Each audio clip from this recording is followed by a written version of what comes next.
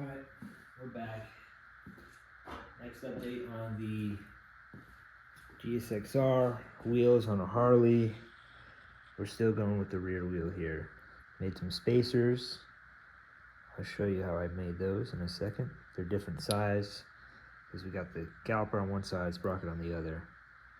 So, YouTube magic. Here's how I made them. Okay, so next step, getting the GSXR wheel on is going to be making some custom axle spacers. So I got this one right here. Here's the part number. Just bought it off eBay.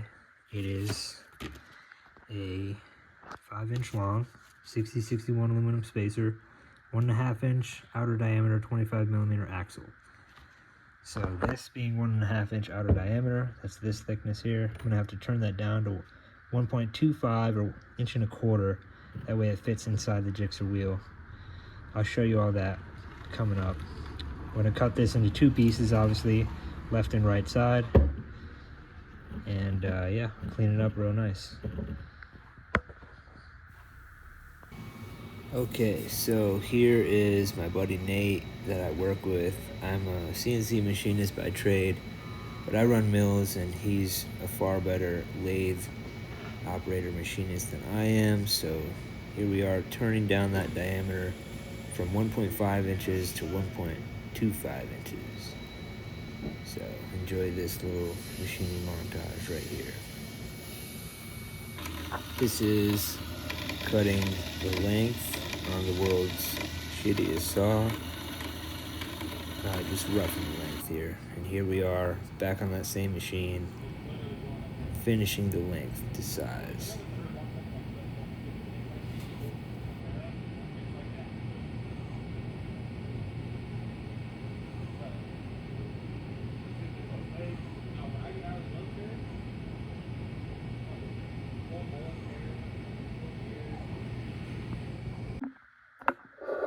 Okay, so the little YouTube magic, you saw right now how I made these spacers, and I just wanted to show you guys some measurements here. So this is going to be the left side of the bike with the brake caliper. It needs to be shorter because obviously that mount is there. So here's the measurement for this.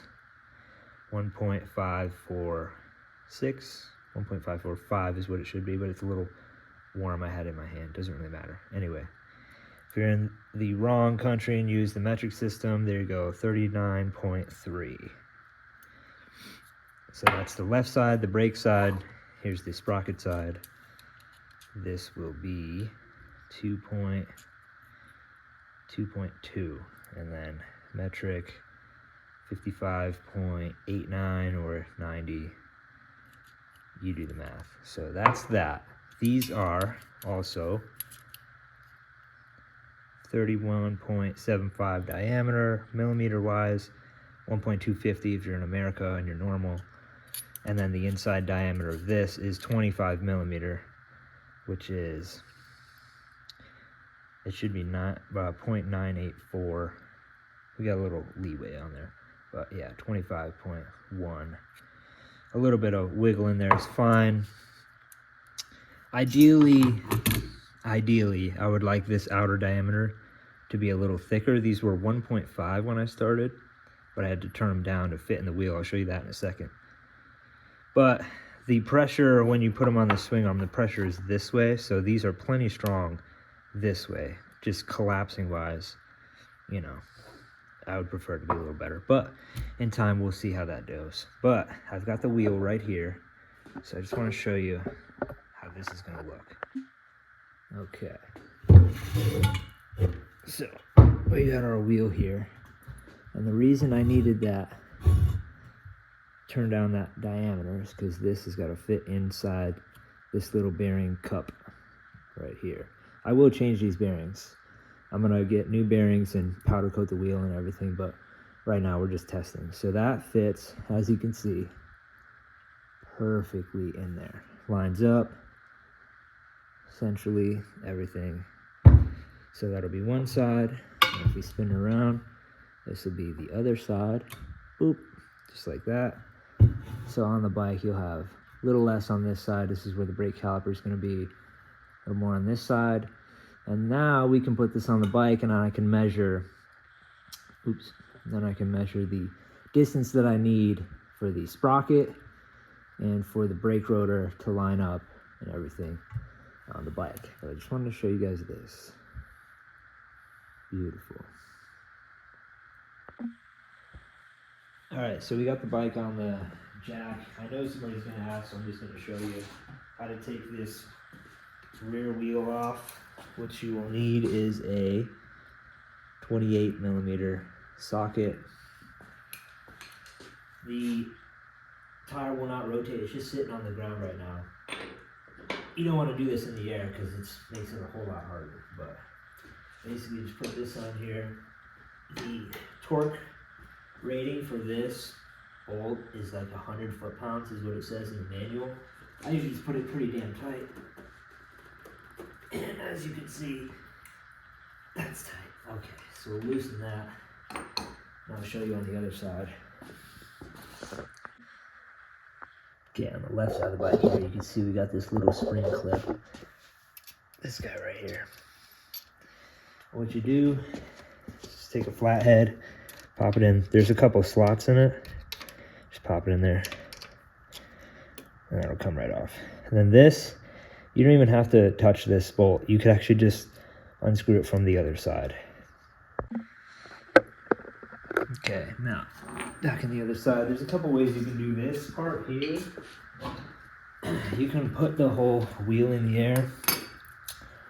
I find it a little bit easier to, now we're putting our socket on a ratchet. I find it a little bit easier to keep it on the ground. And then, so right now I'm reaching over with my left hand to unscrew this bolt. You can see it's just finger tight right here. Just coming right off. But like I was saying, I find it a little bit easier if you just put a slight amount of pressure on the rear tire, just enough to unload the springs, but not enough to where it'll spin, so that everything is in line. And now from the left side, that nut just comes off. There's a big washer, sits like that on the bike. And then comes the joy of tapping this axle out with a hammer. Another thing that I do is, like, when I take shit off the bike, I put it in order, right? So this goes on the outside, obviously, then the nut, then the washer, from left to right. So lock, clip, nut, washer. And then when I take it apart, I'll take out the spacer. There's two spacers in there, I'll show you that. And then this side spacer, and then set it on the bench in order. That way you never have to worry about what came off of where and where does it go. Okay, so now we come to the left side of the bike. I just got a little rubber mallet, and then you just tap the axle out.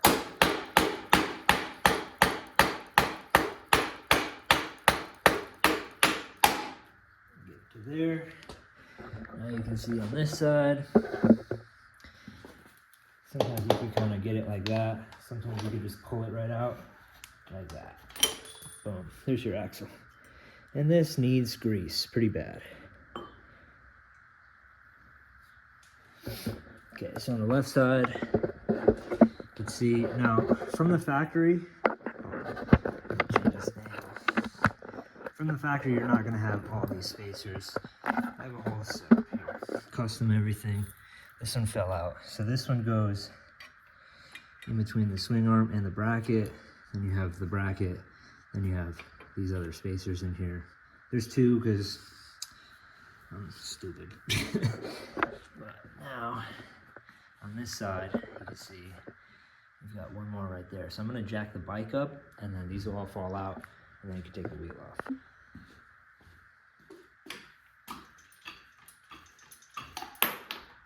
There goes that one. There goes the other side.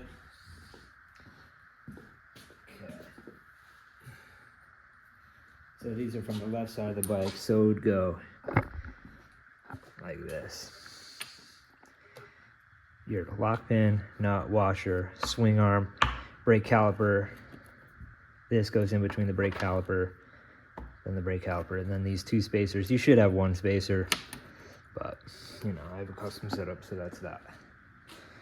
And then on this side, you've got this is actually the factory spacer, and then the axle itself. So now you get to this point. If you have a belt drive set up, just pop the belt off. I have a chain drive set up. So you just push the wheel forward a little bit. Take the chain. You should probably put gloves on. These things are always really gross. And then roll your wheel out. That's that.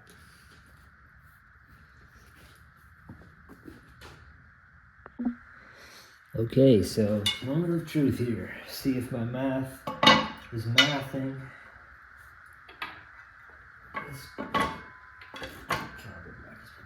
Okay.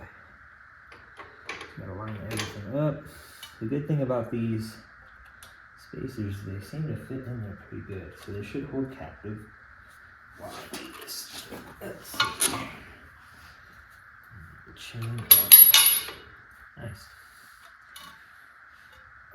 Let's see if we can carefully line this up.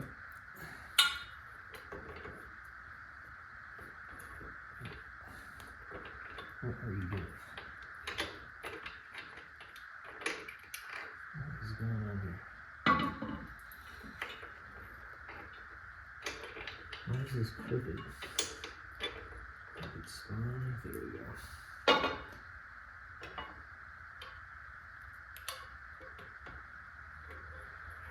Alright, so line that up. Oh yeah. Like a glove, buddy. Okay, we got a little extra space here.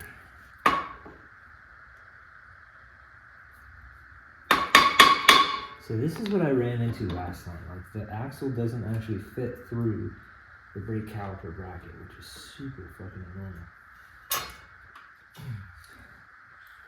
Don't know why that's a problem. Oh, you know why? I know why.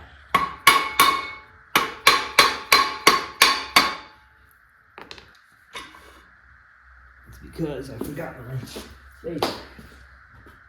This guy right here that we took off the left side is gonna have to go in there.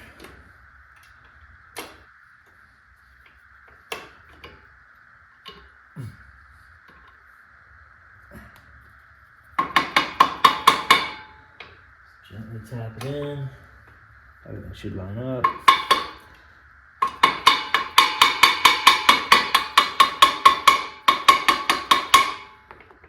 Alright. Well, it's not all the way in, but that'll give us a clean visual of how we need to set this up.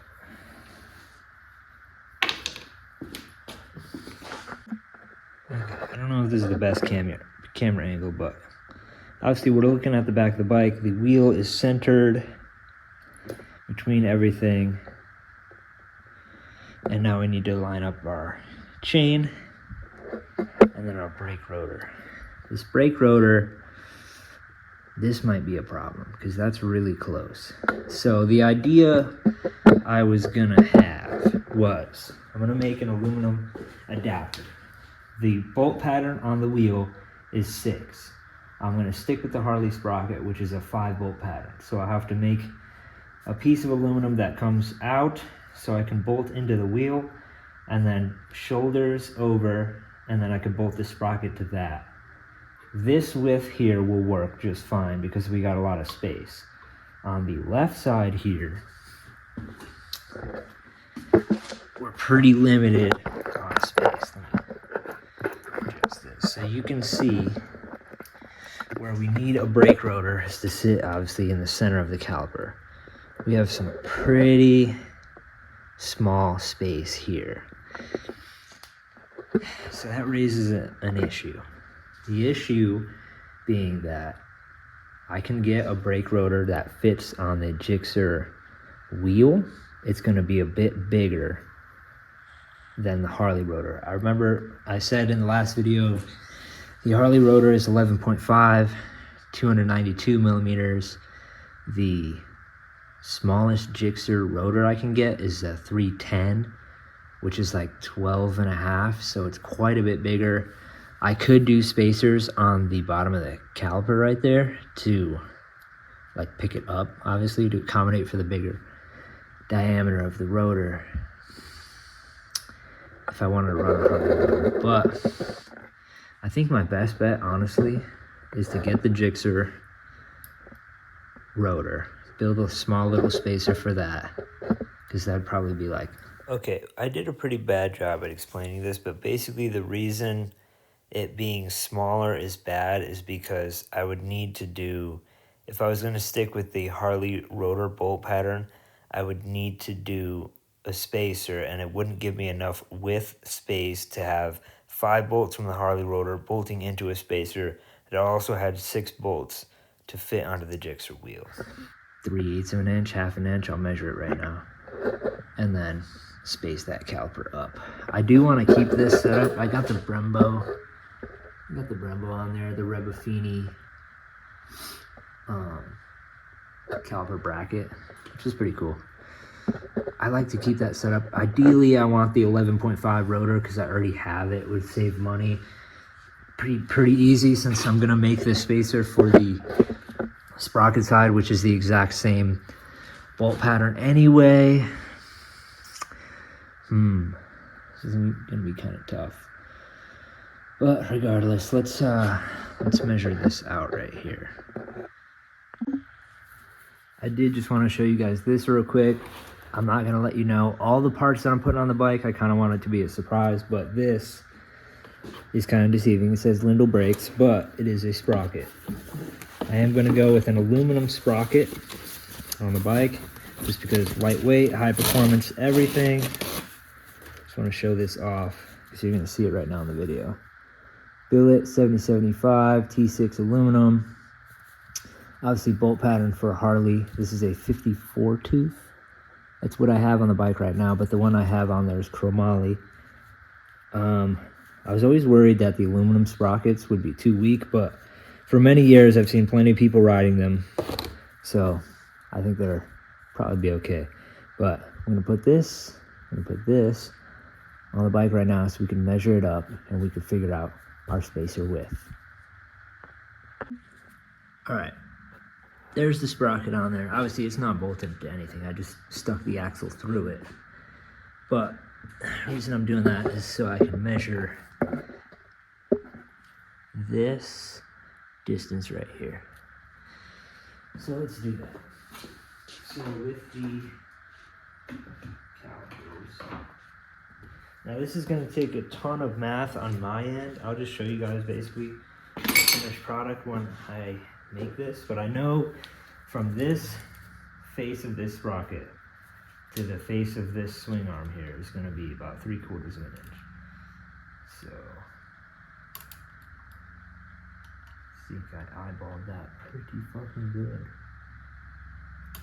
Should actually be, so 3/4 of an inch in decimal form is 0.750. This should actually be 0.775, this distance. So that's not bad right there, 778 by eye. That 3/1000th of an inch is not gonna make a difference. We want this to be pretty fucking straight on there.